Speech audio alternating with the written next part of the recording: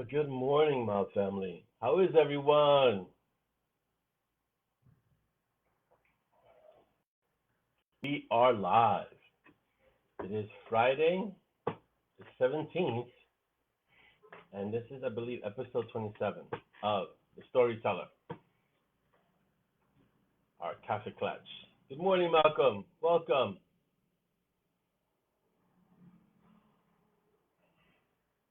Good morning, Audrey.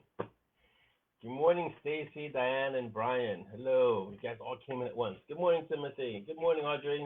Great questions. I'll get to your questions later on in the question portion of the mob of our coffee clutch. Good morning, Yasmin. Good morning, Brian. Welcome. How is everyone today? I hope you're all doing well, staying safe, staying healthy. I hope you guys are in lockdown, away, keeping your social distance, and keeping your family safe. Good morning, Marie. Welcome. Good morning, Cynthia. I didn't see you come in, Cynthia. You snuck in. Morning, Darren. How are you? How is everyone today? Hope everyone's doing really well, and everyone's healthy in the midst of everything we're going through. Let's see. Good morning, Jenny, and good morning, and glad you just woke up. Go get some coffee.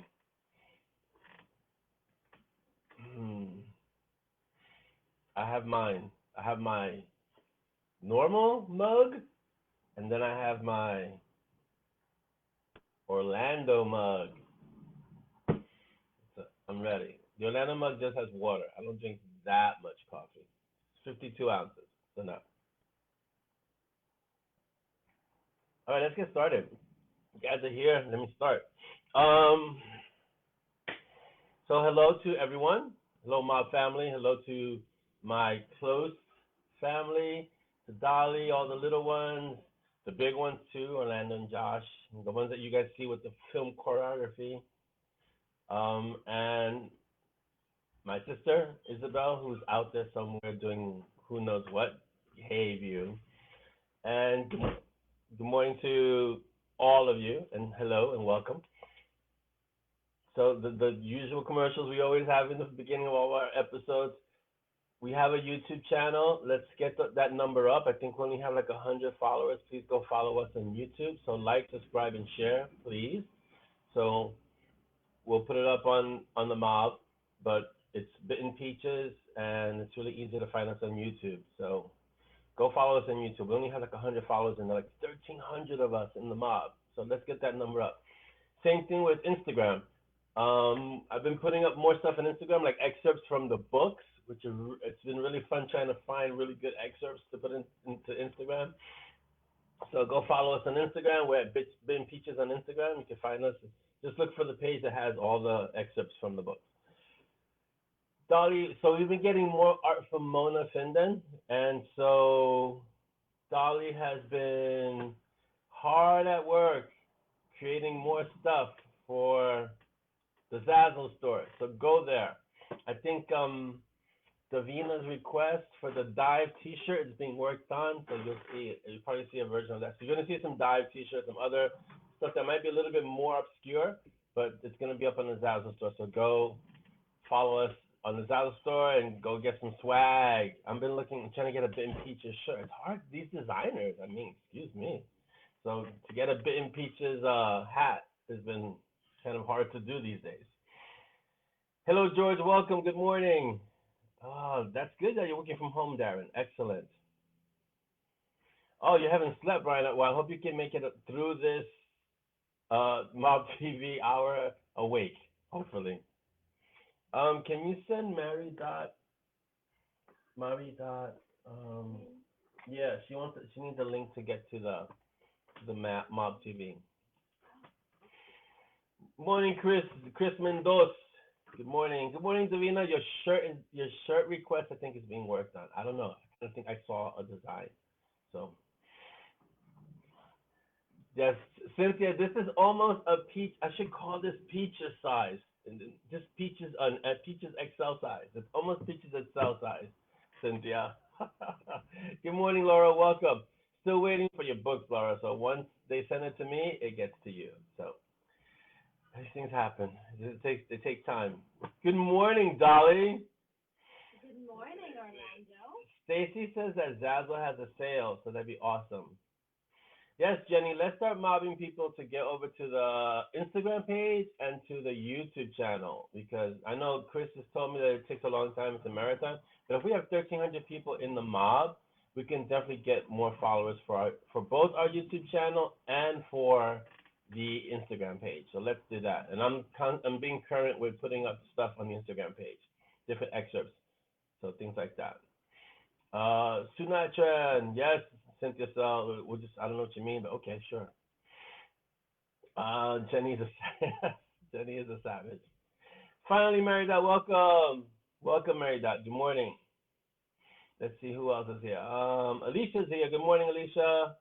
Yeah, Marie. Marie says, I love your son's videos. Which one is Orlando? Which one, and who is the oldest? Orlando is the oldest of those two. Orlando's the one with the full beard. Joshua's the one who's trying to work on his beard. So Orlando's the oldest. He's the choreographer, and in the martial arts, in the style that he's actually one rank higher than Josh. He's a Nidan, which is second degree. Joshua's a Shodan, which is first degree.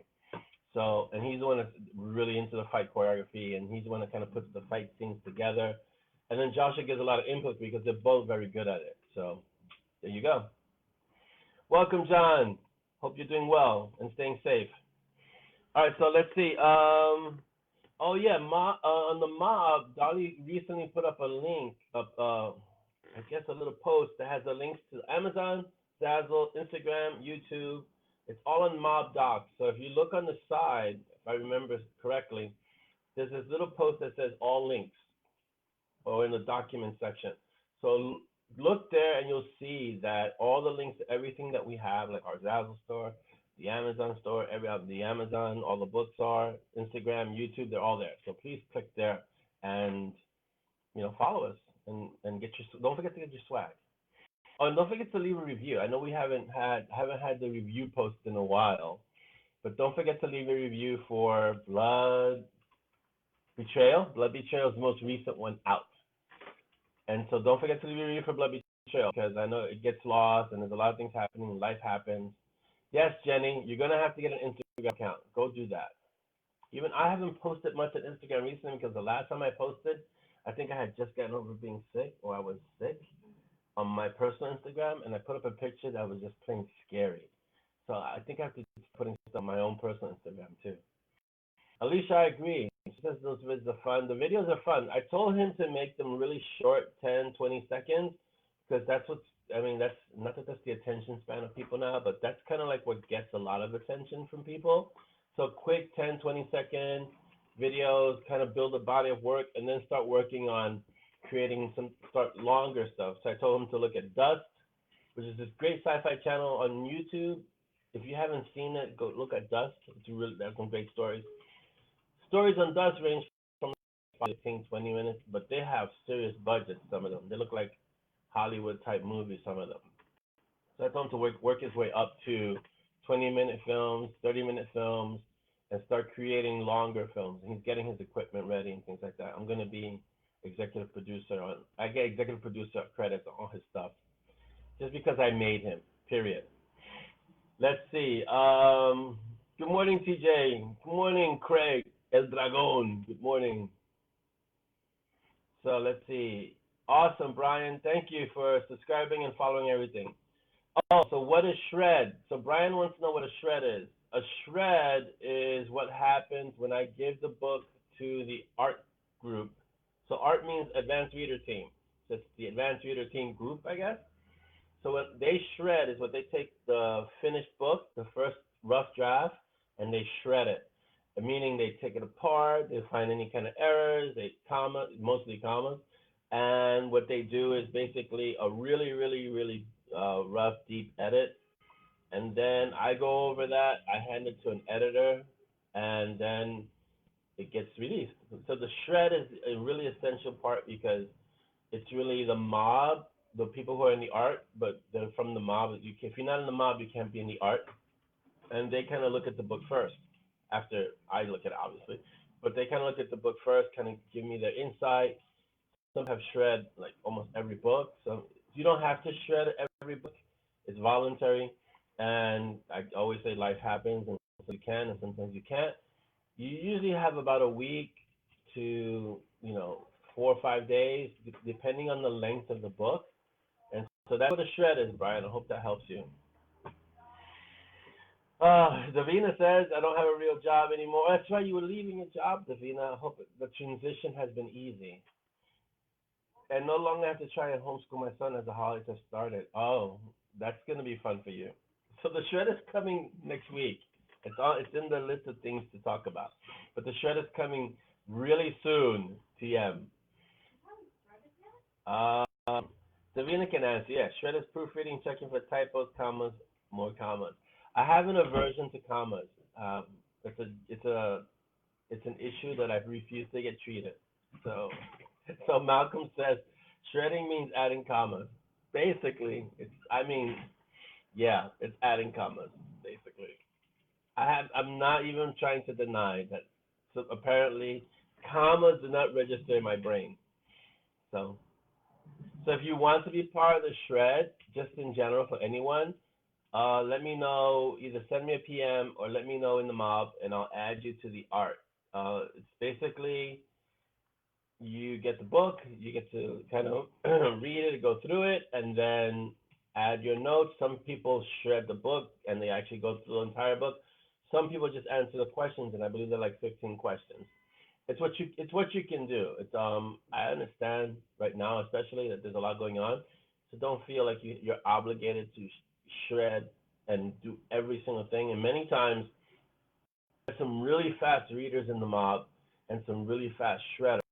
And so you might the book, you might read it, and by the time you're ready to shred, your whatever you wanted to say has already been mentioned. So we also have a group of supernatural readers that read so quick that they start shredding. It's like they read it, the whole book in an hour, and then they ask, "Where's the next book?" I just finished this one, and then they start shredding. So it's at your speed. And sometimes I have two phases for the shredding. I have the shredding when I have a lot of time to give you. I have shredding for the super fast readers, and I have shredding for the rest of us mortals. And so that's usually about 2 weeks. But this time it'll probably be a week before I have to hand it off. So there you go. That's what shredding is. Jenny says I have heard horror stories about roving comma gangs. If there's a roving comma gang, it's led by Davina. That's all I have to say. Chris, you know what it is? Yes, and I agree, Chris. Chris says I have a comma get out of jail free card. It's that sometimes Dolly has even told me sometimes I'm writing so fast. You get into this kind of strange brain state where I'm just writing so quick, and commas are like the victims. The they get just left by the wayside when I'm writing. So in my head, there's a comma, but when I write it, it never makes it from my head to my fingers to the actual page. So the poor commas are just, victims of, speed. So that's what it is sometimes. Let's see.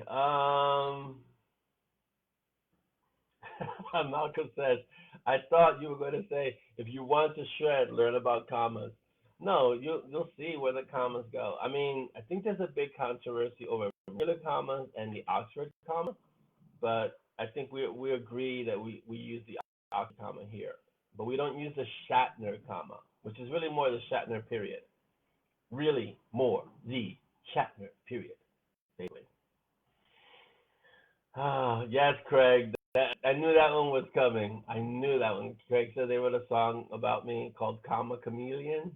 Thanks, Craig. Thank you for that. I'm guessing that's Dragon approved. Yeah, Alicia. I mean, there are some. So Alicia says there are some members who are so fast they put all my comments in before me. There are some readers, literally, they get the art, they get the book, and about an hour later they tell me the book was great. I loved it. I'm like, I just you just got the book. Yeah, I read it already in about an hour's time. They just read really, really, really, really fast. And so those are the ones who are ahead of everyone because they read fast and then they go back and as they reread, they start putting in comments into the reader links. So shout out to John Logsdon for reader links, because without reader links, those of you who tread way in the back, remember how we used to do this through Facebook, and that was a nightmare. So yeah, yeah, Jenny, it's how do I explain it? Jenny says stream of consciousness writing. It's close. When I write Monty and Strong, they are so loud in my head, and especially in the dialogue and the things that are happening, that's almost transcribing. It's really just, I'm just writing. I don't, there's not much thought. I mean, I give thought to the story and what's happening, but then when the action is, when it's actually occurring and I'm writing, it's really me just listening to what's happening. And so I'm just writing quick. I feel like a court stenographer at times. That's really what it feels like. Yeah, the words have to get out now. Yeah. If I, Audrey, that's a good policy. Audrey says, I try to stay out of Davina's commas way. She is supernatural. Yeah, she's really good. She is the tower of commas. So she's pretty, she's out there with the commas. Audrey says, it would help having some more people going through with an eye for picky punctuation. People do the super fast read, but they don't find issues. Same reason the mistakes get made in the first place, working too fast. This is very true, Davina. I am guilty of writing too fast sometimes. Yes. And sometimes I forget apostrophes because apostrophes, Stacy, are related to commas. So that's why. And he says we don't use the Oxford comma. And that's not even a question, it's just a statement. I do, like, well, yeah, it's read fast, Malcolm, but it really is absorbed. So yeah, like right now I have, well, I'll get to that later, but yeah. Good morning, Joy, welcome. So let's continue on what was our topics for discussion. Let's see. Oh, okay. Dark glass, what we're talking about. So it's, how do I say this? It's nearing the end, and it's not as bad as Michigo's story, but there are definitely going to be some threads that continue to the next book, which is called Walking the Razor. It's not cliffhanging, but it's not a serious cliffhanger, but it's definitely going to be like, oh, there's more stuff coming that we're going to have to deal with in the next story. Awesome. But it's going to leave you in a way like, yeah, that's that. Yeah, we really got to address, because the way the next, okay, what is it? Walking the Razor, Requiem, Divine Intervention, Stormblood, Revenant, Blood Lessons, and Broken Man. Wow, for the next at least for the next 6 books, it's almost going to feel like one long connected story. Not with cliffhangers per se, but almost like episodes of a larger story. So not so bad as the Rule of the Council, which is cliffhanger, like it leaves you like, oh, but more like, okay, this needs to continue. Let's see what else happens. So that's going to happen for the next few Monty and Strong books. But I was leading you there. So a lot of stuff that you've read up until book 11, which is, this is where it starts, you're going to start seeing callbacks to stuff from book 1, book 2, that was planted over time, I'm devious that way. And so you'll see that, whoa, this way back, then in the beginning of the series, it's going to come back, which is a lot of fun to do. Nightmarish to make sure it's done right, but it's a lot of fun to do. So this book is almost ended, because this weekend is probably the last weekend, and I'm going to try and submit it for the art on Monday, latest Tuesday. I'm kind of looking at trying to get Monday. And then I'm looking at like the fact that there's things that are still left unresolved. So it's going to have to be next book. The good thing is that the next book comes out soon, TM. All right, so after that, Blood Rule, as soon as I give you guys the art for Dark Glass, I start doing Blood Rule and finishing Michigo's trilogy. So that cliffhanger that you guys have all been hanging on like this will be done. And that'll be done. It shouldn't take long because Blood Rule won't be that long. And that should be done by the end of the month. And then after that, jump back into Gray's World, which is the Night Warden series. And that book is Nocturne Melody. And that will be, I don't know, I don't have a date for that really, because it's a novel, so it's going to take a while. And I kind of have to read Shadow Strut. But it's going to be a lot of fun getting back into Gray's World. And like I've always said, jumping into Gray's part of the Monty and Strong world is a little different because he's a darker character. He's a lot of fun. He's a bit cynical. He's a bit grouchy, irascible. I guess the word would be perfect for him. And he has to deal with a sentient sword that has a bloodlust. So that's always fun. And Coda, who's smart mouthed and wants to kind of strike out on her own, and other influences. So it'll be interesting because I'm going to be finishing Blood Rule. Gray appears in Blood Rule, and then he also appears in, well, obviously, he appears in Nocturne Melody. So I'll see if I can tie off Blood Rule and have that kind of go into Nocturne Melody, at least his appearance in it. Let's see what else everyone's saying. I have to kind of intersperse what my announcements with what you guys are saying. So Jenny says, stream of multiple personalities writing. Yes, basically, Jenny. Davina says, I've had to ask my son's teacher which punctuation rules they're learning. He's only 6. I don't want to confuse him. Yeah, that's a good question. That's actually a good point, because if you teach him one thing and he's learning something else, he will get confused, Davina. Diane says, honestly, there are times comments get added where I don't think they're needed, so it's not necessarily a beat. It's also about preferences. You can often find authority both for and against a particular usage. This is very true, Diane. And I reserve the right to veto any suggestion because that's, I have that right. But usually I defer to what makes sense, and usually I'll read it in my head with the comma, without the comma, and sometimes I'll add the comma, sometimes I won't. It depends. And I do that with every suggestion. So I always let people know before they shred, your suggestion is always welcome, but that doesn't always mean that it's going to get put into the book. So thank you for your time, and thank you for shredding, but sometimes it needs to be a certain way because I'm trying to convey something later on. So it may not sound correct in the moment, but it fits into the greater picture of the story. Let's see. Malcolm says apostrophes are called floating commas. That's so true. An apostrophe is a comma filled with helium and author's tears. Yes, Craig. Tammy, good morning or good afternoon, wherever you are. Welcome. Let's see. A stereotype story. Yeah, Jenny, it's called. Let me see if I remember what it's called. If you guys ever read, it's a great series called Repairman Jack. And, geez, can you look up who Repairman Jack was written by, Dolly? Repairman Jack, wow, it's such a great story. I mean, and it's a lot about, I don't know if I've told this story before. It was, who? F. Paul Wilson wrote Repairman Jack, the series. I enjoyed this series so much that at that point, I was just getting the books from the library because they were hard to find in stores. I think or whatever the case was, or they were reissuing them. So a lot of stores like Barnes and Noble didn't have them.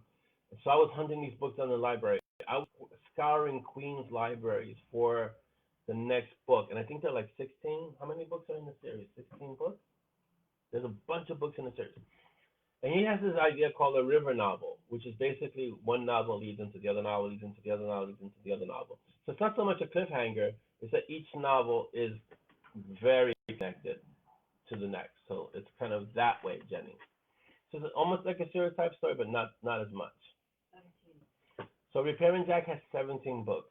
I'll put the link up as an L3 in the mob because I think it's worth you guys reading. It's really good. It's really well written. Yes, that Craig. Craig says not cliffhangers, hill huggers. That's perfect. I'm stealing that, Craig. I don't write cliffhangers.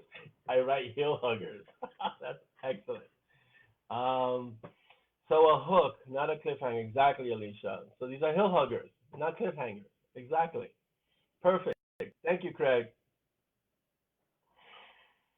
Can be hard, especially in longer sentences. Sometimes I just mean a momentary pause in speech. True, Joy. Yes, sometimes it's just a momentary pause. As long as it's not a Shatner pause. Yeah, Malcolm, it's hard to beat Davina. I'm just letting you know. This is from the inception. This is not just now. This is always, she's always been that fast. Okay, so the floaty one. That's what Ayrton calls them, floaty commas. Perfect. I'm just allergic to them. I've accepted this. I hope everyone who is doing art has accepted them too. Yeah, Joy, I was wondering about that because commandant, like, are we using very military type designations now? Jenny says Gray reminds me of the grumpy old farmer archetype. Yeah, pretty much. He's like the one like get off my land before I shoot you kind of attitude. Except that his land is basically the dive and New York City, because he's the last night warden, which we're gonna soon discover is not totally true, but he's the last active one, and he has to train Coda, who's not exactly trainable. So what does Chris say? Chris says we all see things differently. This is very true. A written comma is permission to be talking. I like that idea, Craig. That's an interesting idea. Diane, that's a good one. The author is King and Emperor. Who was it that I was watching a master class with Neil Gaiman. He says the author is God, and it's very true. In his world, the author is God. Just kind of have to step out of the way and let the characters do what they need to do. Yes. So yeah, it's interesting. Yep, that's why I tend to read the sentence and put the comma wherever I naturally pause for breath. That makes a lot of sense. I'll see if I can do that mentally. Dawn, welcome. Good morning / afternoon / evening, which is, someone asked me what does MAE stand for? Morning, afternoon, evening. So it's a good May. How's that? All right, next thing. All right, so Walking the Razor, which is Monty Strong number 12, is scheduled for later this year, but I'm going to see if I could push it in earlier because of the way Dark Glass is going to end. Okay? But I will do a cover reveal in not this coming Thursday, not next week Thursday, the following week Thursday. Because next week Thursday, I think I'm getting some awesome art from Mona so you guys saw the Monty, Simon, and Pete happy image of them, right? They're like the peace sign, and Monty has the lightning strike coming out of the fingers. There's another piece that Mona's working on that's them in action phase, like ready to jump into action. That one's going to be shown, I think, this Thursday. But the following Thursday, I'll reveal the cover for Walking the Razor, which is going to be, it's an awesome looking cover, but I can't reveal it until 2 Thursdays from now. Let's see. A game organizing director. Yes, I like that. I am a game organizing director, which is basically the acronym for God. Okay, so Chris asked the question that all the Sepia fans are wondering about. Right after Nocturne Melody, which is the next Night Warden book, which is what's being written next, is Sepia coming. Sepia is the next book after Nocturne Melody. So basically what I have to do now is I have Shadow Strut, I have Nameless here, Nameless Nightmare. I have to read it again, basically, just to get my head back into the Sepia space. But in Dark Glass, as kind of a preparation, there's a little, and this is a spoiler, but there's a little bit of a visit to Sepia's world. I won't say any more than that in Dark Glass. So it's a lot of fun. Okay, so the Assassin's Apprentice is later. We have to go over the whole schedule, Dolly and I, because things got shifted because of the corona and everything. But we have to go over that. Gideon is next year, I think. I'm going to be hitting that really hard because I really want to start finishing series. So at least 3 books and then 3 books and so forth and so on. And Blackjack is the same thing. So Blackjack left off, where did Blackjack leave off? Dread Warlock? Mm-hmm. So there's 2 more. There's actually 6 Blackjack books. 4, 5, and 6 will be later next year. 2 and 3 will be kind of in the beginning. So there you go, Craig. I hope that helps. I can't give you hard dates yet because I have to go over the schedule with Dolly. So who kind of keeps everything organized. Not kind of, she keeps everything organized. She has a pretty awesome Excel sheet. On a complete tangent, are any box sets being considered? Chris says, yes. I'm going to do a box set for for the Rulers of Council. Let's see, Monty Strong, 9, 10, 11, 10. Not yet. Monty Strong, after Walking the Razor, will create another box set for 10, 11, 12. So every 3 books, there's going to be a box set. So if you ever see the 3rd book of anything coming out, it's the box set follows shortly after that. So that's kind of the indicator for box sets. If you see the 3rd of anything, or in sequences of 3, so 1, 2, 3, 4, 5, 6, when the next book is about to come out, so let's say we're up to book 7, 4, 5, 6 will be released. If we're up to book 10, 7, 8, 9 will be released. So that's how the box sets work. That's what Dolly just said. There you go. Dolly is beyond great. She keeps everything running smoothly. Oh, not the tiny box sets. Complete runs of closed sets. Well, wow. We don't have any closed sets, really. I mean, aside from Spiritual Warriors, which is there is a box set of all 5 books. And I think when Sepia will be done, there'll be a box set for the 5 books also. Just because it's this the way it works. Yeah. But for Monty and Strong, I'd have to do ongoing box sets because it doesn't end. Same thing. I guess we can do a box set for a 10-book box set. That would be quite an undertaking. But yeah, I guess we could do that. 10 books, a decology, and another trilogy, and a trilogy for Gray after Nocturne Melody is done. We could do a box set of those 3. And the Rule of Ascension box will be done also. Yeah, Davina, no one told the virus I didn't have time to get sick. Clearly, the virus did not get the memo. Right, a treasure chest, like Dolly said, a treasure chest of 10 books for Monty Strong, like they have for Harry Potter, right? So, something like that, I think would be pretty interesting to create. I'd have to, because I'm going to have to upload books 1, 2, I don't know, quite a few of the books into a different program, and then put them all together as one large book, separated. So instead of it just separated by chapters, it would be separated by books, and then upload all of that. So that would be fun. Be a lot of work, but it would be fun. Yeah. So we're not looking at Peaches Con anytime soon, but that would be awesome to have a map of the city that's redecorated or visited by Monty and Strong. Yeah.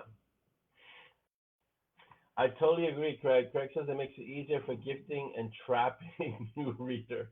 Yeah, definitely gifting, for sure. And trapping, for sure. Oh, awesome. So Dolly, Chris is saying you need to talk offline about locations. He's got an idea. Fantastic. All right, what else do I have? Oh, for those of you that like Carrie, there's a few of us that are gamers. Ghost of Tsushima, which is a samurai game that's if you follow games, it's very much like Sekiro, came out I think last year. Ghost of Tsushima came out, it was live today, and it looks phenomenal. So you don't play the game and you just watch it. It's like watching one of those old samurai movies, except with color. But they have a filter where you can watch it in black and white. It's known as the Kurosawa filter. So the old black and white samurai movies, the game can be played in a black and white filter, and it looks like one of these old samurai movies. So that's today. Ghost of Tsushima is coming out today. Also, if you're a Jim Butcher fan, Peace Talks is out. It came out the 14th. I had pre-ordered it, so I already have it on my device. And I haven't really started reading it because I know that once I started the first page and I was like, oh, I'm gonna jump into it. So I know once I start, it's gonna go crazy. I'm just gonna be focused on that, and I've got a book to write. So, but Peace Talks is out, and in September, Battleground is the next one that's coming out. So basically, these 2 books were one book that the publisher had to cut in half because it was just so long. So yes, it took 5 years. In 1 year, in the span of a few months, getting 2 large books.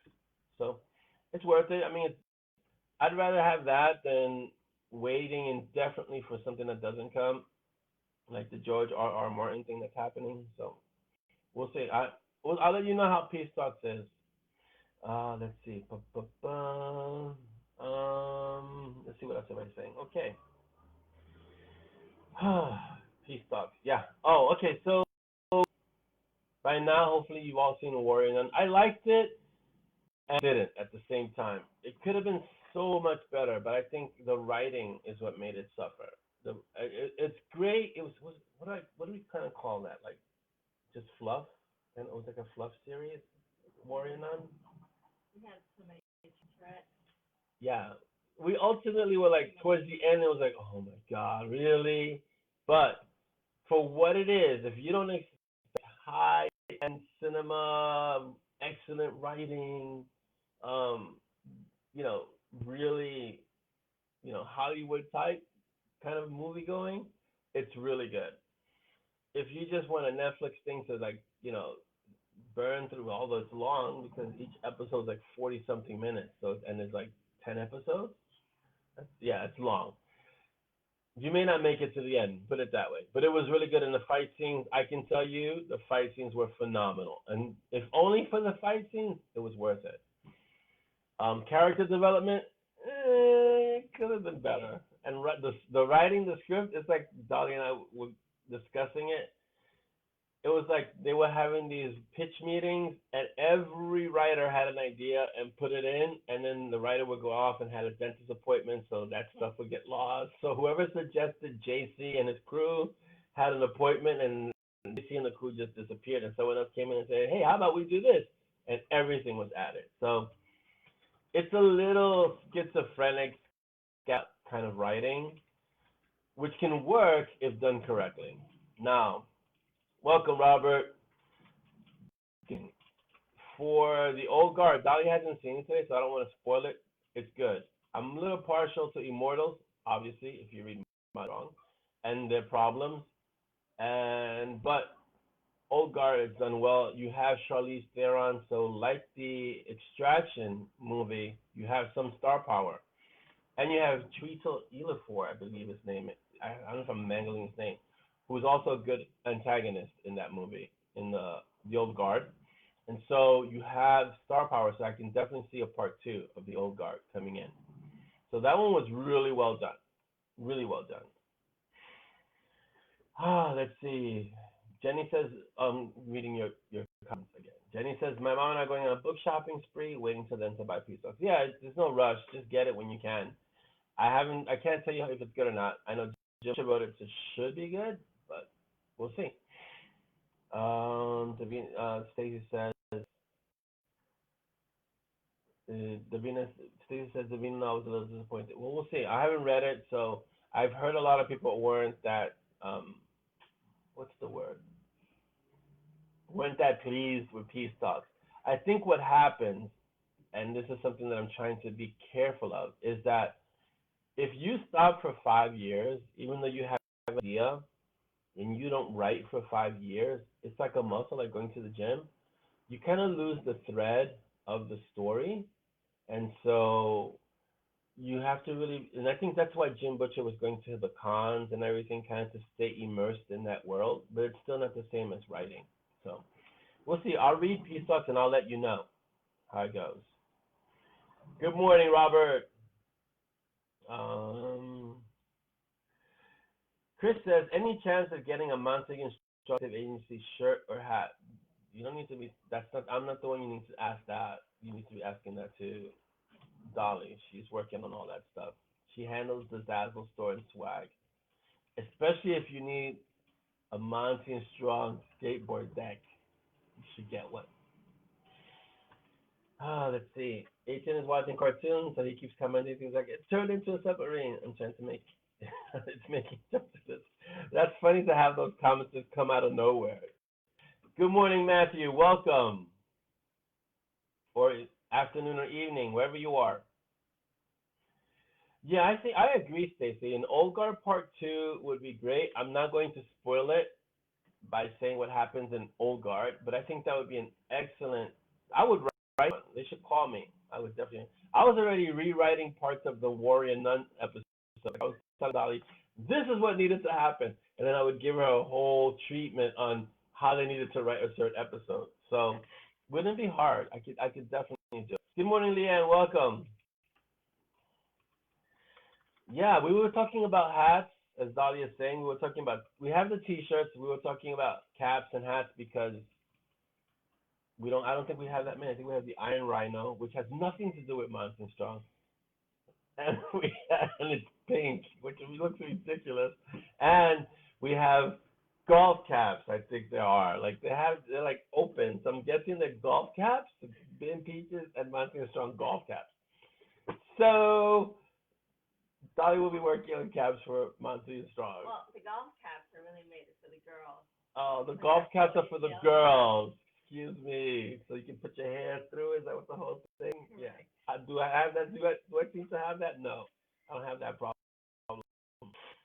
Yeah. Okay, so Chris, the hats that you saw me wearing were from a whole different company before we really blew up with the ZAZZLE store. And those are, you can't find those anymore. We have to order them from, there's another company called Queensboro, and they're awesome embroidered stuff. So, but they take a really long time now because of what's happening with the virus. So, but yeah, we do have some, but they're not on the ZAZZLE store. We're working on getting them on the ZAZZLE store. And once they are, Dolly will put a post up and let everyone know in the mob that they're in the ZAZZLE store. Good morning, Leanne. Welcome. Oh, that's great. Stacy says she's ordering masks today or tomorrow. Awesome. Please order your mask. Please go out and wear masks. Go out with masks. Just no matter what anyone is saying, keep yourself safe and keep those in your circles safe, please. Go out and wear a mask. Old Guard, as Mary Dot says, is definitely set up for a sequel. Yes, completely. So that's what I've been trying to do with the Monty Strong, with especially like a Dark Glass. You know that part ended, but there are definitely threads to continue. So it's not really a cliffhanger, like you're okay that it ended this way. You want to see what comes next, but you're not left with like, oh, we're in the middle of action, what happened? Unlike the Rule of Council, which is like, whoa, what, really, Orlando, really? You left me like this? So it's a different kind of sensation. It's a hill hugger, not a hill hugger. Venus says she'd like a cap, the kind with the curved brim, not the straight one. Those are the distressed caps. Yeah. That have those. Yeah, Davina, we'll work on getting you a cap. And Dolly's already working on the dive t-shirts. So Audrey wants to know, so have you ever written fan fiction? Wow, that's a good question. No, I've never written fan fiction. That's to my knowledge. Have I written fan fiction? No, I've never written fan fiction. Funny you would ask though, I do have a fan fiction story in my head, but I haven't told anyone about it yet. But when I do, I'm going to make that one just for the mob. So you'll see it. I'll put it under. Oh yeah, well no, that's not fan fiction. The spam and pistol. That's not fan fiction. It's a fan. If you ever read Pistol Zerlock and Spam that I've written with John, those are like really micro stories. Really funny. Pistol Zerlock and Spam McCanister, I believe, if I'm not mistaken. They're really short stories. I haven't done one. And I'm pretty sure John hasn't either because we both have schedules. But we got together and wrote a series of tiny little stories of these two characters, one from the past and one from the future, meeting in the present. They're both kind of detectives. One's a detective or police officers. One's a police officer from the future, and one's a police officer from the past. And so Pistol Zerlock and Spam McCanister. Spam, I think, is the guy from the past. So he's a very Humphrey Bogart type character. And Pistol's a futuristic police officer. So it's been a lot of fun. But no, I have not. That's a long roundabout way about saying I have not written fan fiction, Audrey. But I will when I have an extra day or two. I'll fit it in. It'll be short things that I put in the mob for sure. Dolly says she's still waiting for a selfie of whoever bought it. I'm guessing she's referring to the skateboard deck.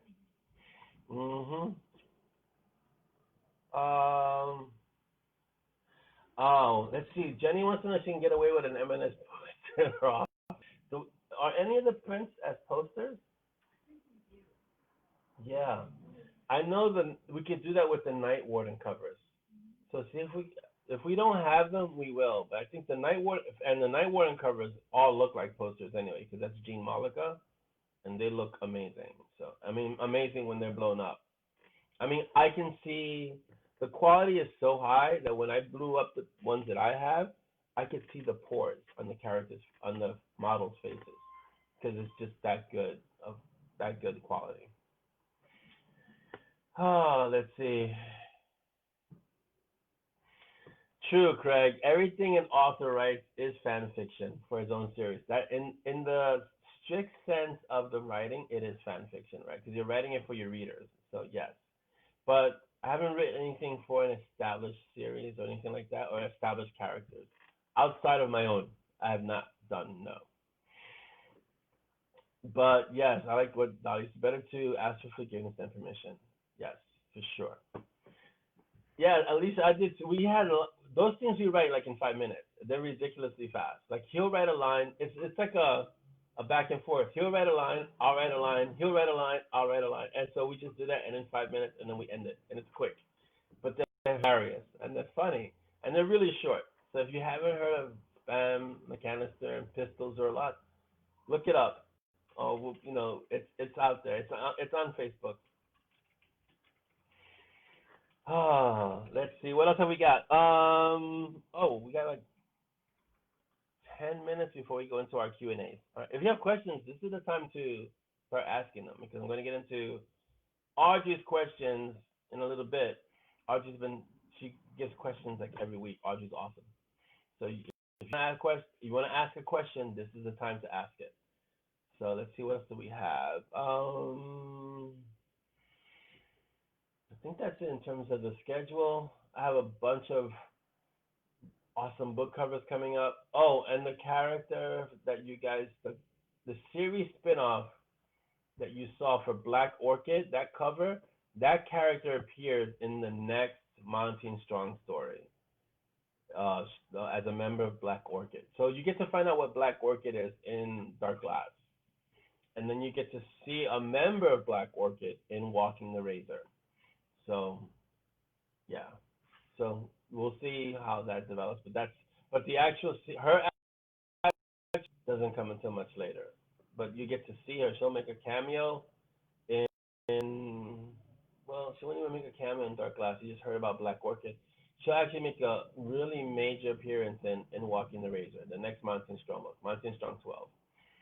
Davina says the problem I always have with the M&S stuff is that here in the UK it's a shop, and I don't want people to think I work for them. Oh yeah, you work for Mark and Spencer. Tell them that Mark and Spencer really stands for Montague and Strong. I mean, come on, really. That's really what it means anyway. The real story behind Mark and Spencer is that Monty and Simon needed to have a legitimate storefront where they can, where Monty could funnel the hundreds of years of cash without it looking funny. And so he created M&S, Mark and Spencer for most people, but we, those of us in the know, really know that it stands for Monty and Strong. There you go. And so when anyone asks you, you just say it's the other M&S, and then that's it. Basically, solve that. Chris says mine will be 30 in September. She's gotten so good at it. Yeah, at the asking for forgiveness and permission. They all do. Trust me, 30. Ours is doing it at what age now? 9. 9. Kids are way too savvy now at 9. It's ridiculous. Okay, so says my son goes for neither. He's learned to just shrug and say, "Well, I've done it now." He's a rat back give face, but he's also cute, so he gets away with a lot. I like that. That's kind of just being very zen. It's like Ayrton just says, "I've done it now," and so we must accept that this is the new reality. So you need to become more zen like him. So Craig's question is, what would you like to tell us about character development, interaction, creation? Wow, that's a really good question, Craig. Wow, that's okay. So character development, the if you're a person who wants to start writing or creating characters, whether it's in the written form or in any other form, I would say the best way to develop a character is to put them in mundane situations. It's the advice I give every writer who's starting out, who struggles with their character development. Take the idea you have for a character, try to flesh the character out, and then try to put that character in a mundane situation. And this is an idea given to me by John Logsdon, by the way, where put the character doing laundry, going to the store, eating dinner at a restaurant, um, just really things that you would do in your daily life, and see how the character will react. What would the character say? What would the character do? And try to capture that. And if you can't do that, you still don't know the character well enough. Like I can take any of my characters and put them in any situation. I know exactly what they would say, do, how they would act, what their reactions would be. It would be automatic. It would just happen. As for interaction, there's always got to be some push and pull between characters, some kind of tension. And so, for example, like with my main characters, Simon and Monty, they have tension on so many different levels, and that was from the beginning. So even something as simple as Simon is Star Wars, Monty is Star Trek, Simon is American, Monty is English, things like that. And so have different levels of interaction and tension. Like Simon will be coffee, Monty is tea, and so really they really kind of encapsulate the odd couple. If for those of you who are a little older like me and remember Jack Klugman, and the Odd Couple was an old TV show where you had a slob and someone who was basically OCD neat living together. And so that's not Simon and Monty in that sense, but it is very much, they're very much opposites in many regards, and yet they find a way to get it together. So that interaction, you have to base it on that kind of tension.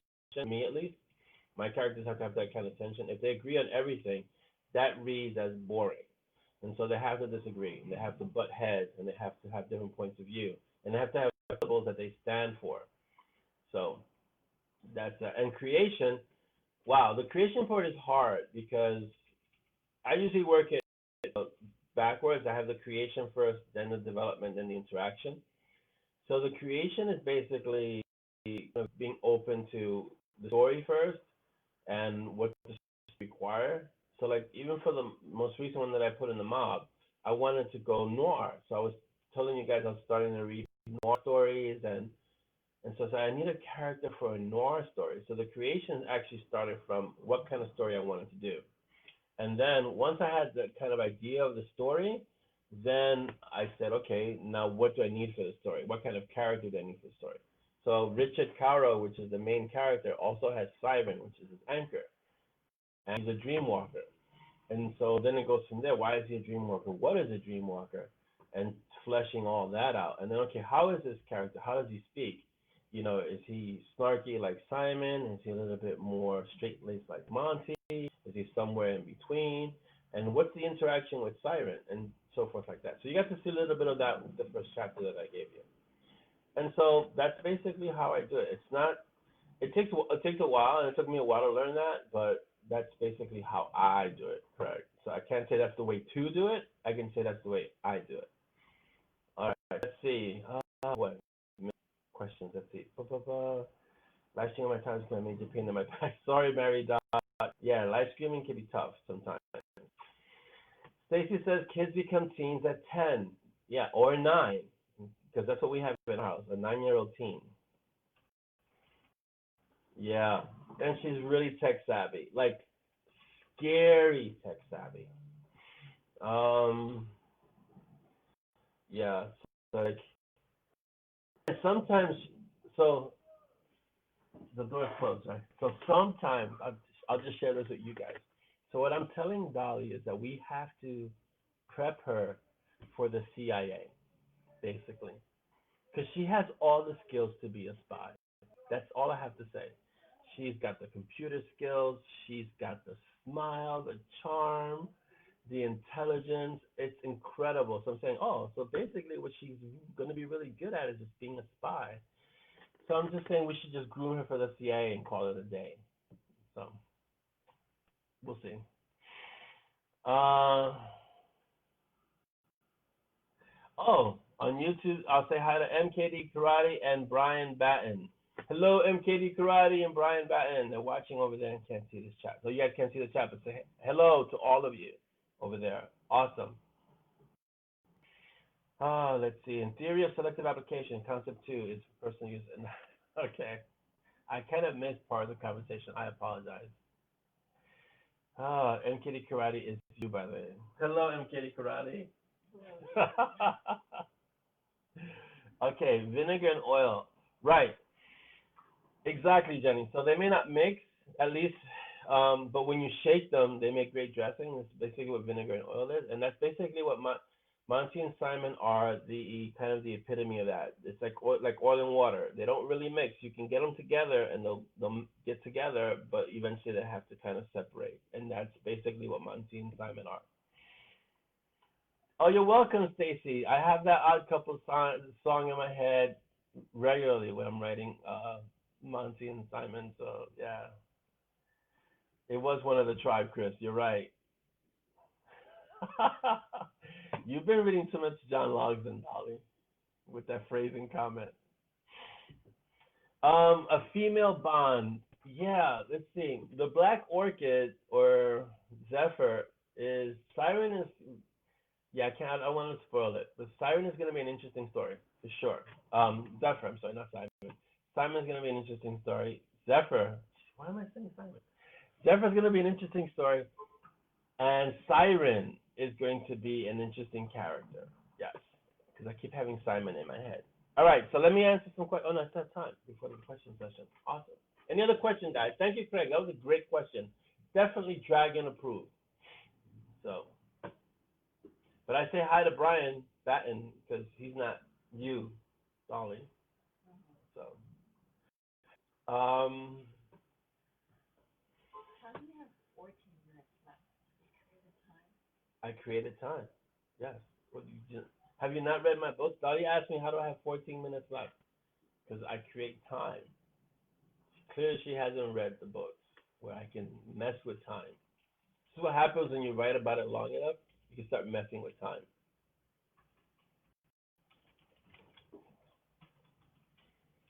Yeah, Chris says John is bringing Dolly to the dark side. It's also the fact that I wrote 3 of the Badlands books, so I think that kind of rubbed off on her a little bit, the phrasing. Although, oh, so I don't know if I can tell you guys this. The 4th book, I think, in Team Ash or Team Dan, Dragon's Mire. So it's coming soon. That one's John's writing solo, and the 5th book is writing solo. So that's gonna be awesome. Do I have a 20-sided die? Of course, because what kind of question? Yes, I have a 20-sided die. There was a Dungeons and Dragons die. Can you bring the box over here? Dolly says she's been on the dark side always. Just our folks don't know it. Oh, I have 20-sided die in here. See? So yes, I do, Chris. 100-sided. No, I don't have 100-sided die. I think I've seen that once in my lifetime. 100-sided die. Malcolm, you don't know how true that is because all the there's only 3. I don't want to say like it's a multitude, but the books for the Badlands were written in between all my other books, so they were never officially on the schedule. So it was like you gotta shove this to one side, shove this to one side, write the book in this little space here, and then So that's why I'm not writing any more Badlands because my schedule's just way too packed. Yes, so Chris says Team Dan has it now. I know it's going to be awesome because I know what the story is before you guys do because I consult with John. So it's going to be fantastic. I know it's going to be great. So, oh, Chris wants to do the contest shirt giveaway. All right, let me take out my 20-sided die. I have my 20-sided. These are actually metal. Let me see if I can show them to you. They're pretty awesome. And so, solid, not plastic like when I was growing up. These are actually awesome metal die. All right, so we're doing 1 to 20, right? Well, obviously 1 to 20. So, do you have the numbers? Because I don't know who's. I'm just gonna roll, Chris. So give me some instruction here on this. On this one. Am I just rolling a number and then we just pick whoever that number is from 1 to 16 or 1 to 20? Man, I haven't rolled one of these die in a long time. Jeez.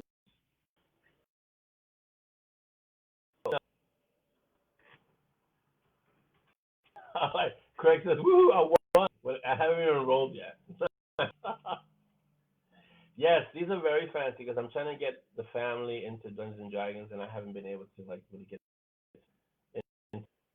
But my son has Player's Handbook at this point, so let me know when I'm rolling, Chris. Let me see. Yeah, the D10s are nice. I have a D10. Even the box. You see the box? The box is like awesome. Look at the box that they came in. Can you guys see that? It's pretty awesome. So the D10s, if I'm not mistaken, this is the D10. The D10 looks awesome. Yeah, they're all in there, so they're pretty fantastic looking. Okay, so a listener name who's watching. Who has the list? Do you have the list? Because I don't have the list. Do you have a list?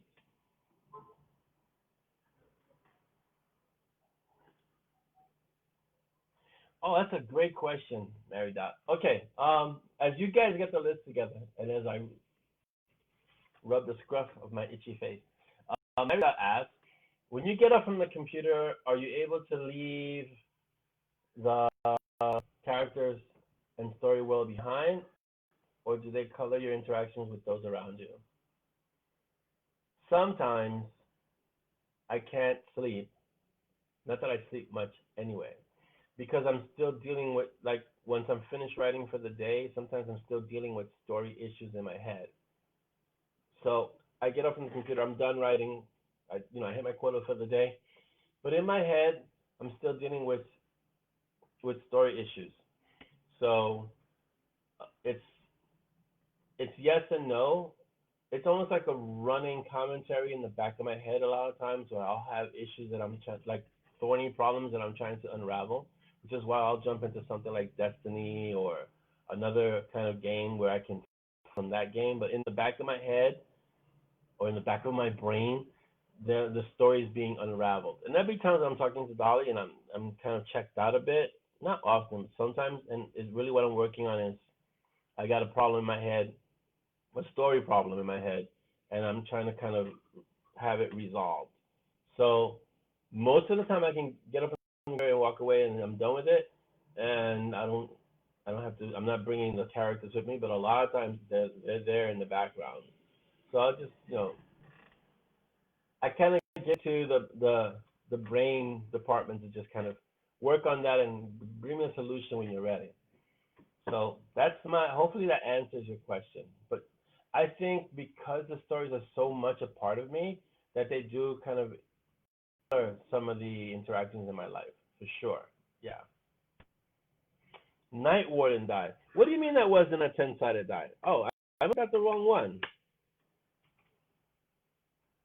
Is this the one 10-sided die? Has so many cool die here. I think this might be the 10-sided die. Craig? Or this is not a 10-sided die, is it? I have several. So I think this is the 10-sided die. It would be an easy way to tell from 1 to 0. So yes, you're right, Craig. That was a 12-sided die. This is the 10-sided die. They are pretty snazzy though. And this is the 12-sided die. Yes, it's a dodecahedron. Yeah, cool. Or it's a decahedron, not a dodecahedron.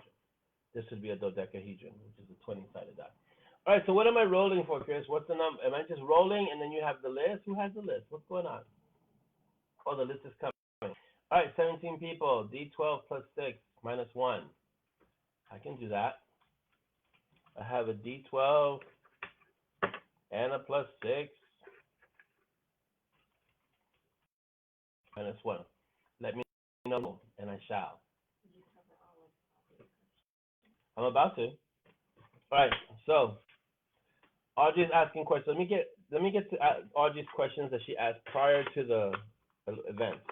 So the first one is, what was your favorite TV show growing up? Um, well, I had quite a few. I didn't get that much TV because I spent a lot of time outside, which a lot of kids these days can't say. But I would have to say I watched Star Trek when I was really young, and it would come on weekly. That's how old I am. So I would watch Star Trek. That's really, really young. As I was older, a lot of cartoons, because, that's my generation, a lot of Bugs Bunny. When I got older, I would have to say, wow, I pretty much watched a little bit of everything. You name it, I've watched it. Because my generation spans so many years of TV. So I got to watch you name the genre, I've watched it. Westerns, cowboys, police shows, sci-fi, mysteries. I mean, I remember watching Columbo growing up. That's how long ago. So I've watched a lot of, like, I don't want to say I've watched a lot of TV, but I've watched a lot of broad genre TV. So I can't really have a favorite.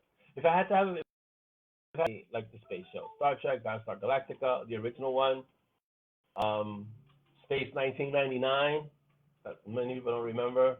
So I would have to say the space shows because they had the best effects and the coolest things were happening on the space shows. So yeah, Lost in Space, that was pretty good.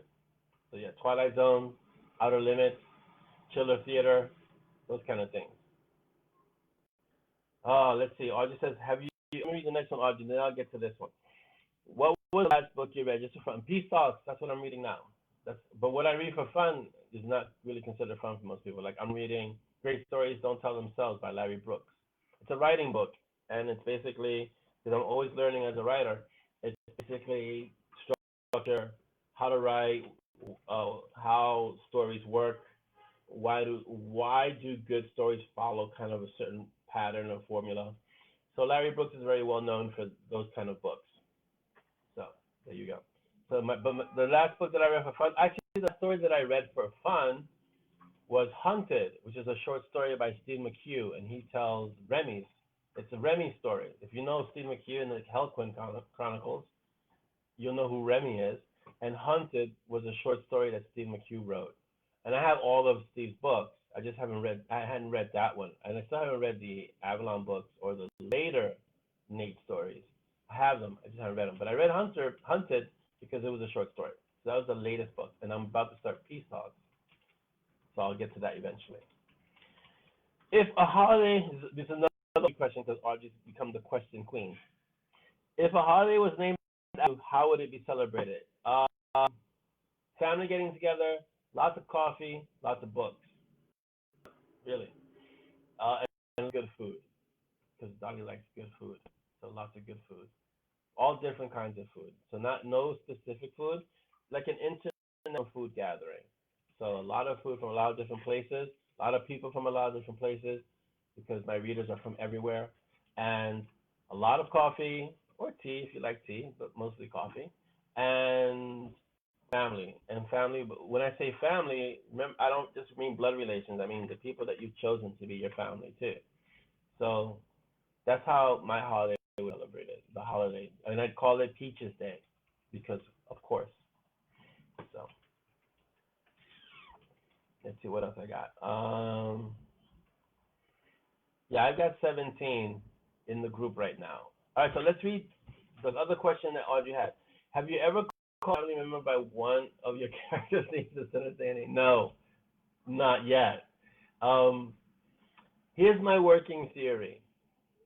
Every author is slowly losing their mind. And when they get old enough, the veil between reality they're currently in and their story world slowly starts to disappear.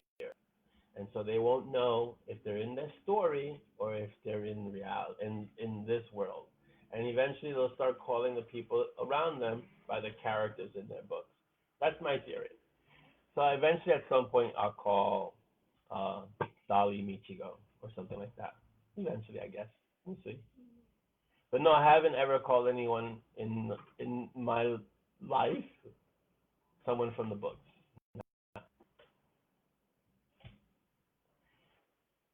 Cynthia can't be on the roll because she's the one sending the swag. So you guys figure it out. I'm just doing the role. I did watch Ninja growing up too. I watched obviously the original Batman. I watched the Green Hornet. Let's see, what else did I watch way back when? There's a lot of stuff. All the Saturday afternoon kung fu movies. Watch those. So much stuff. If you name it, I've watched it pretty much. You know, even the old stuff. Adam 12, Dragnet. Like I grew up watching a lot of because my dad used to watch a lot of varied TV. So okay, oh, there's a list. All right, here we go. That's not much of a list. So 1, 2, 3, 4, 5. Ooh, so this just roll the 10-sided die, right? There's 10. All right, so it's 1, 2, 3, 4, 5, 6, 7, 8, 9. That's 9. Okay. We're like at the end of the show. At the end of our coffee clutch. All right, so I should roll. Yeah, Chris can't participate because he's a mod. Cynthia can't because she's the one sending it. So I'm going to roll the 10-sided die. Here we go. Wow, these are really heavy. Okay, hold on before you roll it. Okay, before I roll it. So I can add numbers to it. All right, we're going to add numbers to the names. Add numbers to the names and let me know. Can we add, Dolly, Chris wants to know, can we add anyone who's watching live now? Sure. To the giveaway? To the giveaway, yeah. I can only see Byron Beth. He can, Dolly can only see Byron. Anyone else you can see, Chris? I haven't finished Hunted, Audrey, so but Remy's a great character. Remy reminds me of Steve and I have very similar writing styles, so I like reading Steve McHugh. He's a lot of fun. Who else? Dolly would like to know. Who else would like to be added to the giveaway? Please let her know now, if you're watching live, or let Chris know so he can add you here, and then we can make one list and then roll a die, and you will be chosen. Peaches Day. What date?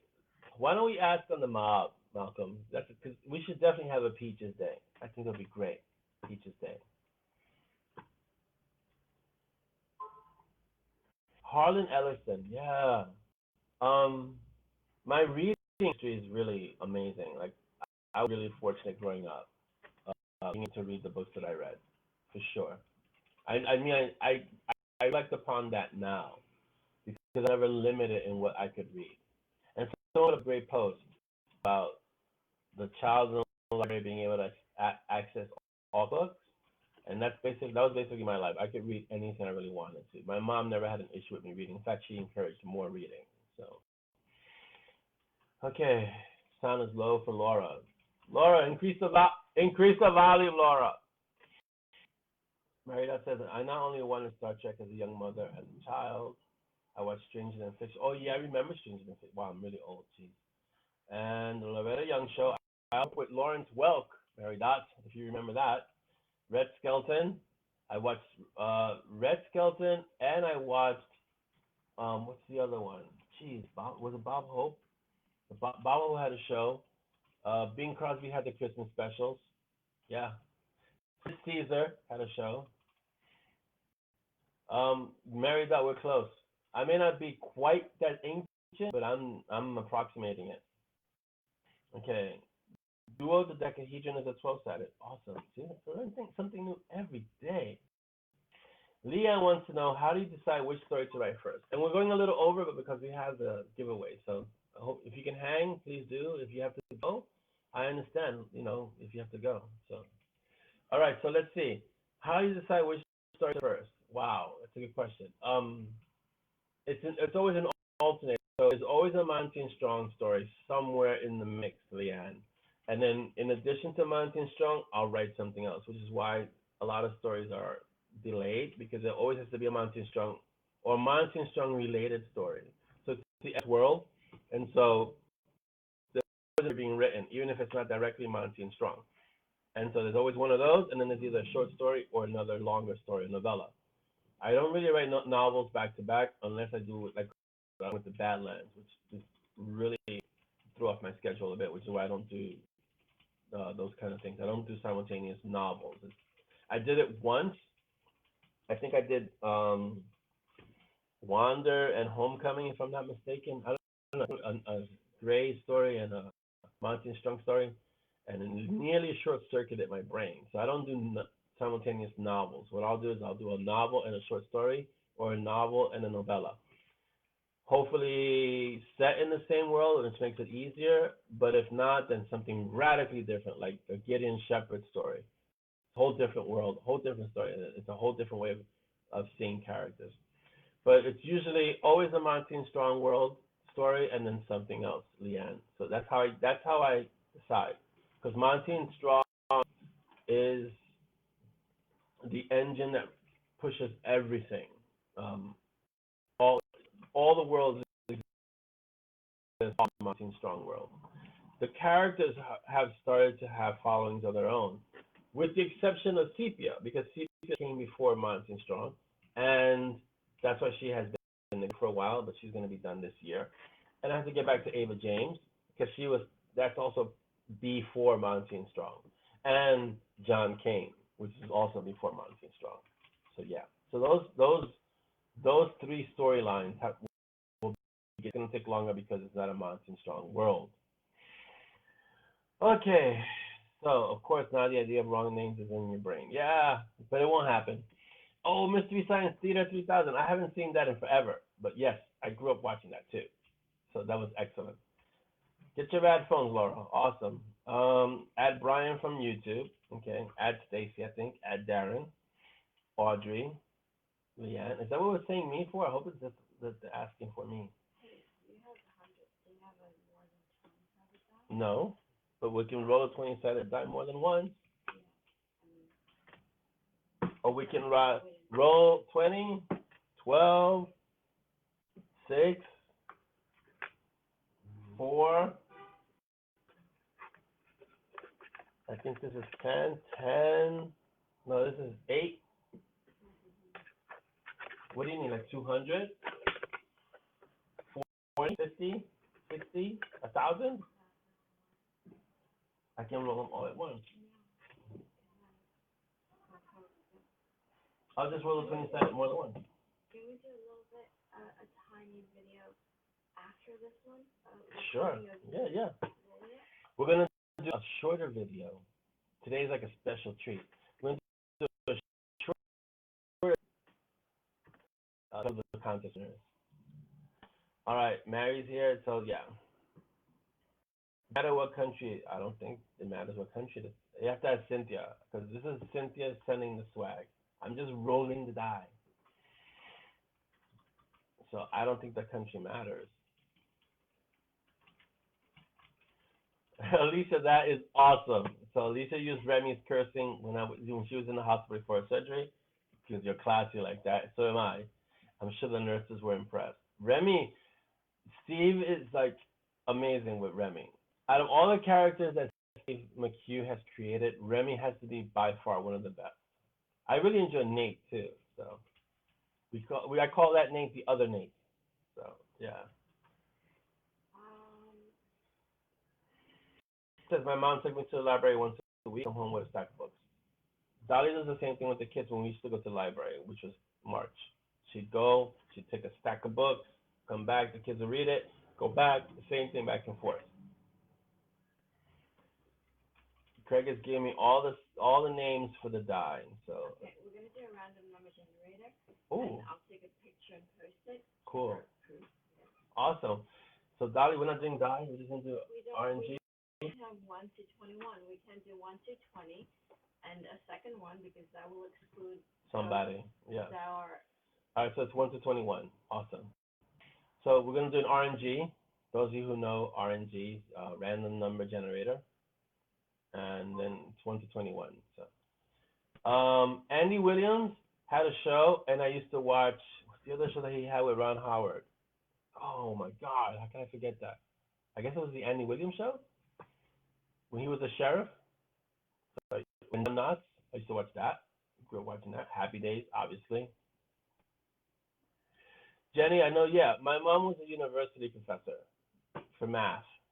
but she was really big on reading, Jenny. So just like you, where you were in the middle of nowhere reading, I wasn't in the middle of nowhere, but it wasn't like, oh, you have downtime, go watch TV. It was like, oh, you have downtime, a book. So, yeah.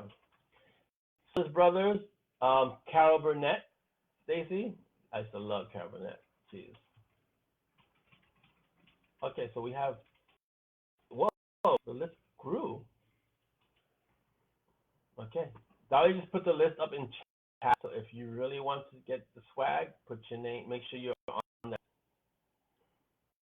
Davina wants to know, does it matter? Put Davina on the list because she's not there. Oh, she is there. She's number 13. You're there, number 13. Audrey. Please call her Audrey.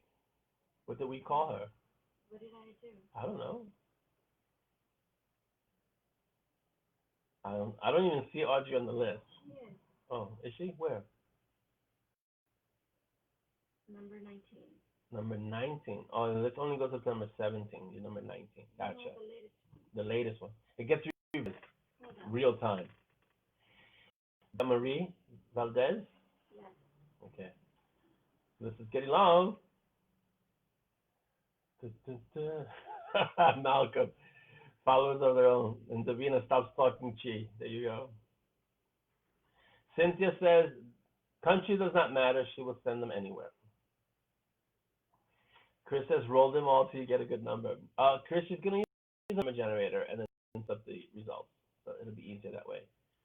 Because that's going to be more than 20 sided. So, our first simulcast. How's it going to the world? We're simulcasting to the world right now. Hello, world. Jeffrey, you are here and you made it because we have run over. So you are welcome, Jeffrey. How are you? Hello, Mark. Good afternoon. The Andy Griffith Show. Yes, in Mayberry. That is exactly it, Linda and Chris. The Andy Griffith Show. I used to watch that too. Right. Yeah, Davina has, yeah, I'll use a number generator. So, screeching in late, but you made it, Mark. Excellent. Welcome. Laughing. I used to watch Laughing too. Wow. Jeez. That was many stars got their start on Laughing, a groundbreaking show. Battlestar Galactica Leanne was fantastic. Yeah, I had a Cylon Raider and model from Galactica. It was awesome. It was the toys were back then. The toys were incredible. I don't know about now because the toys now seem a little iffy, but back then the toys were solid. They were made really well. Let's see. Yes, Mark, you just have to be added to the list. Mark wants to be included in the list. Mark Mullinex.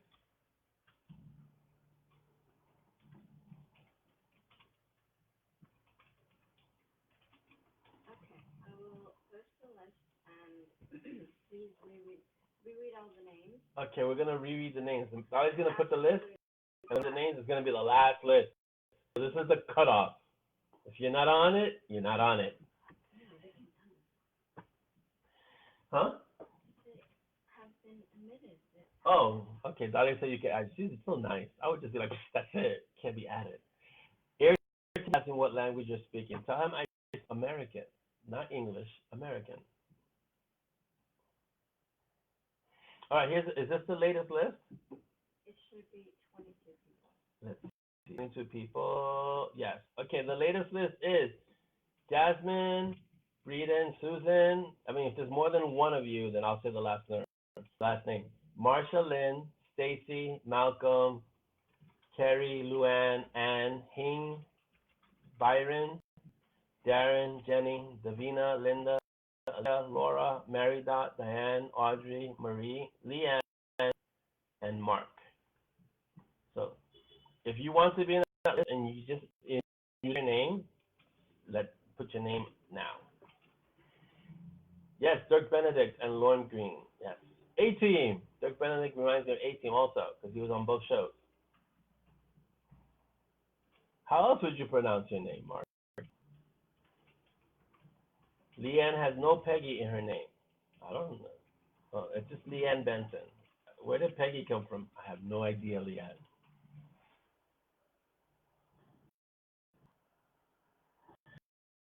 Don't reveal your tricks, Dolly. And I write American too. Yes, I do know how to write English. I had a hard time because when I grew up, when I was for the first 4 years of my schooling, I went to Catholic school. So they were teaching me how to write color, like with a U, or I was writing English, not American. And it took a while. They would when I would write certain things, it would be marked incorrect. So I do know how to write English, but now I write American for sure. So to answer your question, Malcolm, yes, I do write American now. That's intentional actually. So all of you across the pond, my apologies, but I do write English. I mean I write American, not English. Chris, I totally agree. Starbuck was the coolest character ever in Battlestar Galactica for sure. I can't see how you would mispronounce your name, Mark. It's just, I mean, it's pretty straightforward. Well, what I would be interested in knowing is what is the history of that name because it doesn't sound English, Mullinex. At least not in my ears.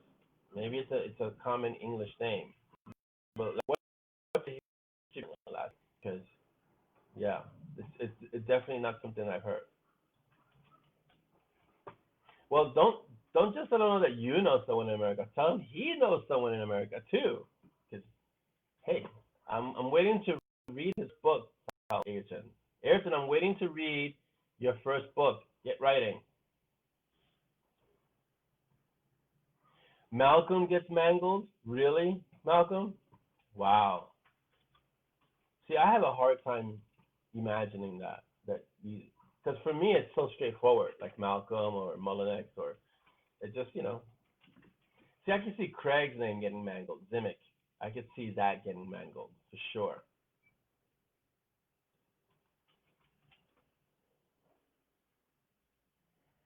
All right, are we ready? What are we doing? Oh, we're finding the random number generator. And we're gonna do it. We're doing it on a separate device. It's all complicated now. We're doing it on a separate device so that we can show all of you, so that it can be fair, and so we can have proof. Yeah, I can see Zimmerman for sure. I can see Zimmerman, Craig for sure, because it's just so easy. Go here, Zim, and then immediately go to Zimmerman. Oh, Christine Chrisman is watching from work and wants in on the giveaway. That's Chris's namesake. Did you add Christine? Christine Chrisman. Oh no. She wants in on the giveaway. So. Malcolm. Wow. That's interesting, Malcolm. That's interesting. Yeah, Audrey. Okay, but see now those kind of names like Shoban or that's gonna be tough.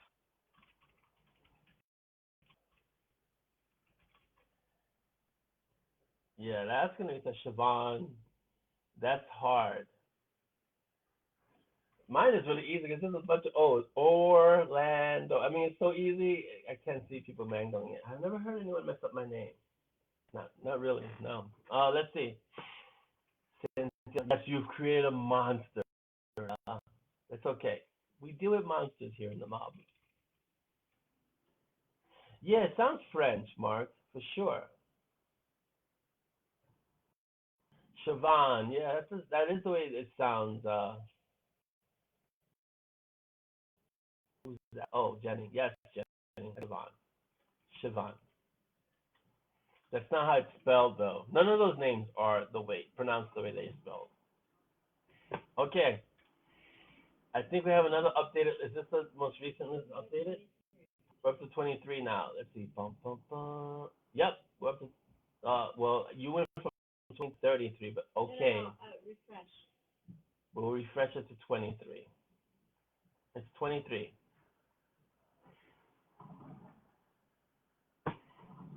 Well, Darren, your name is easy to pronounce. Darren Mutton is what I would say. If I wanted to be, fancy, I'd say Mousson, because it could be French too. We are running late. I need to get off. Okay, random generator. What's the number?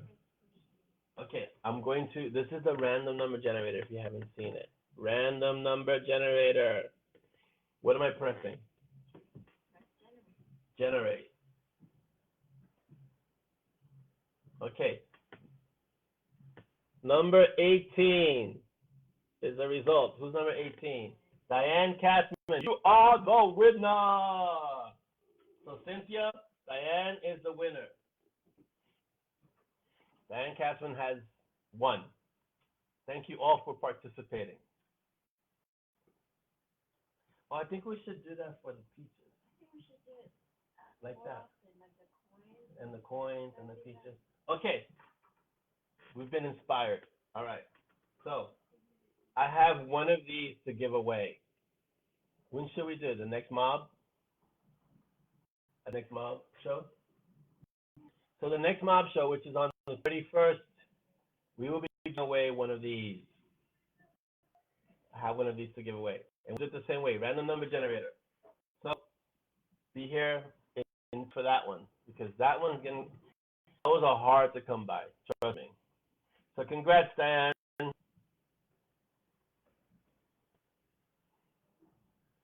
You want to contact Cynthia Snell, yes, Diane, and she'll get you all your information and she'll ship it out. But she has to head out to the Pountress.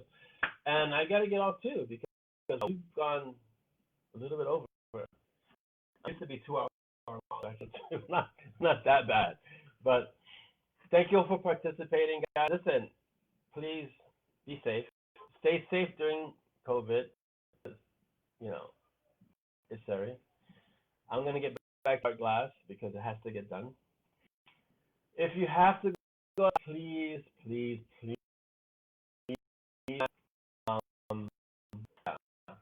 It's important. Keep yourself safe. Keep your loved ones. The masks are just as much for you as people around you. So if you're in this country and the virus is really all over where you are, please wear them when you go out. Okay. If you can avoid going out, avoid going out. If you can't avoid, wear the mask, social distance. Okay. Yes, Chris, we're moving to the big time giveaway. So I have one plus to give away.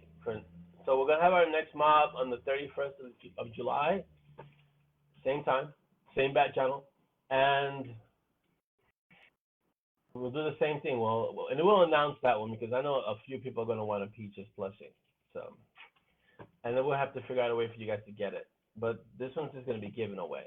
So, have a great weekend, guys. Have some fun. Watch some shows. I'm going to watch Old Guard again with Dolly, and also probably Princess Bride again with the kids and them again because I know every single line and I say it before they say it.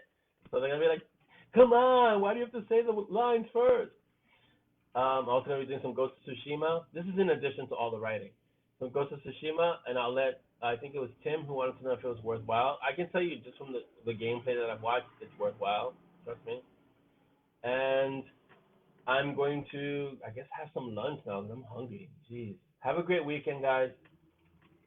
Be excellent and enjoy and